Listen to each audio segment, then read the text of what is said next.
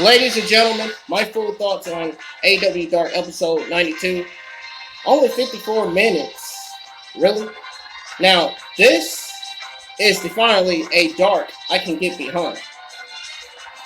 Dark Club's Billy and Colton, starting with the wingmans Nemeth and Banani, was great. Having the Jaguar Jacksonville cheerleaders was a nice touch, I guess, since the Guns are using the Jaguars colors in their gear.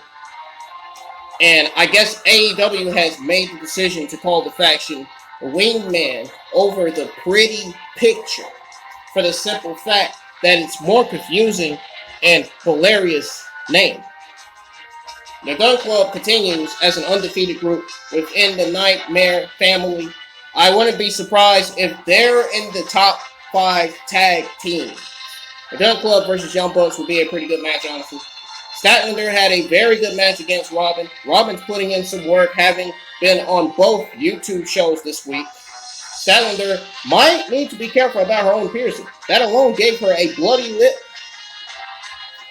Statlander is certainly going to be top 5 in the women's division, as it stands out right now on AEW's website, as well as Thunder Rosa, Tay Conti, Nyla Rose, and Red Velvet. But Abandon and Layla Hirsch are just on the outside of that, too. So Britt would probably choose to face anyone and everyone but Rosa until she has no choice but to face Rosa at All Out. I would love if many of those contenders crash Breakers celebration on Dynamite to help establish the new top 5 in the build to All Out. Now, though this is a AEW Dark Classic and not Elevation, I really like that we got some matches that were not so easy to call. Dark Order versus the Hybrid Trio of Serpentinco and the Hybrid Team, Diamante versus Red Velvet. Both matches are tricky on paper because, well, they were showdowns of mid-carders. Stu, Angels, Ronalds was a fresh combination for AEW Dark, for Dark Order, basically. They matched up very well with Serpentico, Angelico, and Evans, both in style and in height. The win was big. The promo was a lot of fun, but I feel like they didn't make a big enough deal about Vance talking, because I don't think I've heard him before. Vance is 10. He's perfect 10. Just remind you. Now, Diamante versus Velvet was also very good, and given where Velvet is in the rankings, it works to think of it as an on-the-bubble match. AEW really should make more out of these, since wins, losses, and rankings are supposed to matter 100%. Then in another main event, Jungle Boy really is the workhorse of this AEW company. He won the Casino Battle Royal after a considerably long time in the match, but he also had the great Elevation main event match against JD Drake last night. And then last night's main event match with the even vocal Bear Bronson. That short video hyping JB versus Bronson was great. And JB had a great promo to add to that.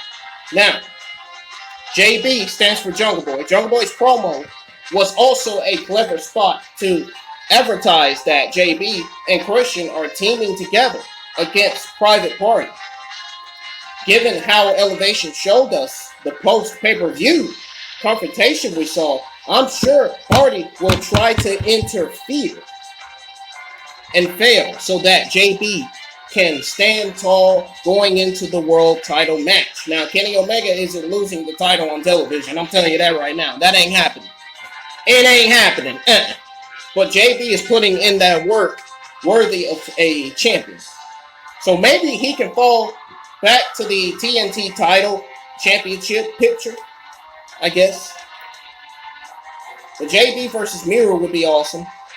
And if JB, which stands for Jungle Boy wins, he can actually take it easy with just one awesome match a week instead of 3 really good matches a week. that way. The future of face AEW and perhaps wrestling as a whole can last long enough to actually be that future face. Now that is going to do it for this video, folks. If you enjoyed hearing my full thoughts on AEW Dark episode 92, all you got to do is hit that thumbs up, and if you didn't, hit that thumbs down. Thank you for watching this video, folks, and I will see you on another video. I got one more video coming up next. I'm going to record a video of me giving you my thoughts on WWE NXT. That's coming up next right here on the IWN Wrestling News YouTube channel. See you on the next one.